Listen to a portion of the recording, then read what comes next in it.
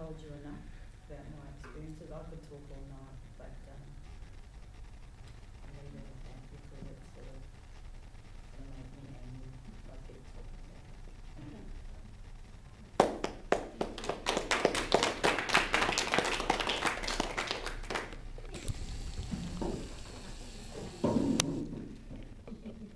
It's the only way I can see me now. First of all, I'd just like to thank everybody for coming along tonight. The Socialist Party is a small party. We have branches in Perth, Melbourne, Sydney, Newcastle and Cairns.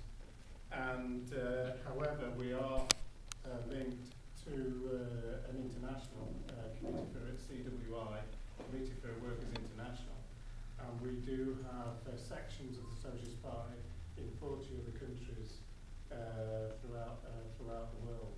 They're involved in all sorts of struggles in Sri Lanka, Pakistan, South Africa, most of Europe, in the Americas, and a small section in Australia. But obviously we call this meeting tonight, as Sue has explained, because of the racism that exists in Australia today, and more importantly because the main political parties in this federal election are totally ignoring that racism.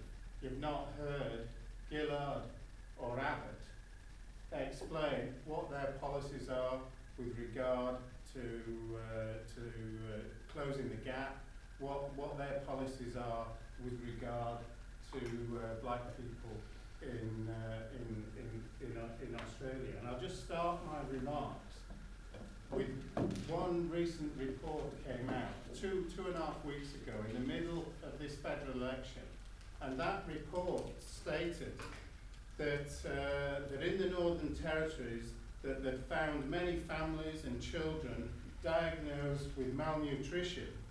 And it was a UN report, and that UN report is recommending a Red Cross aid programme to help Indigenous families in Australia. What an indictment of Australian society that is. What an indictment. Have we seen the major political parties pick up on that report? Have we seen them say what they're going to do to solve the problem of poverty in Australia today? Have we seen the newspapers, have we seen the media get angry, get upset about that political issue? Not one of the main political parties, whether it be the Labour Party, the Liberal Party, has come out and said what a disgraceful situation that is. And it is a disgrace. Australia is one of the richest countries in the world. It is one of the most advanced capitalist countries in the world, and yet it allows part of the population to live in absolute poverty. So we can say, unfortunately, that racism is alive and kicking in Australian society today. And we can also see that the main political parties do not want to do anything about it, are not willing to do anything about it. 3 years ago, the Australian Labour Party were elected. They made a massive thing about Sorry Day. They apologised to the Indigenous peoples of Australia for all the wrongs of the past 200-300 years. They had massive coverage internationally. They went to the world media and made a big issue and said sorry. But what have they done since? They made a big issue of saying that they were going to close the gap. They said they were going to right the wrongs. But what is the actual reality of the Northern Territories intervention in the last 3 years? And by the way, they have still suspended the Race Relations Act in the Northern Territories to carry out their racist policies. They've actually admitted that they were racist policies, they are racist policies, that the previous Liberal government carried out, and now the Labour government has been carried out. They've actually suspended the Race Relations Act to carry out these policies. What? They have spent millions. It's difficult to find out how many millions they've actually spent.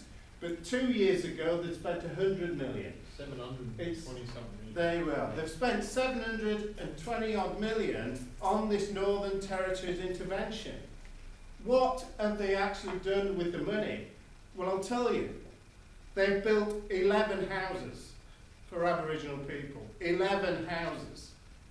And apparently there's 83 underway at the moment. So they're improving. They have carried out 223 rebuilds and refurbishments. Apparently there's another massive 127 houses being refurbished and that are underway at the moment. Child malnutrition rate has increased. Unemployment rate has increased. School enrolment has not changed one iota in the Northern Territories, and the income management scheme has not led to more fresh food or vegetables going to the community in that area. Now, the policy of the Labour government, they have promised a mammoth 750 houses to be built through this programme by 2013. They have also promised to rebuild 230 homes, and they've promised to refurbish 2,500 homes. And they've committed 672 million for that particular programme. Now, I'll just say, in Australia last year, there was 166,000 new houses built, 2009 to 2010. What a pathetic target, what a pathetic proposal by the present Labour government to only want to build 750 homes in a 4 year period. I'll also say the defence budget for just 1 year is allocated $26 billion. That's for 1 year expenditure on the defence. Last year, 2009 to 2010, $1.4 billion was put forward to spend for the war in Afghanistan.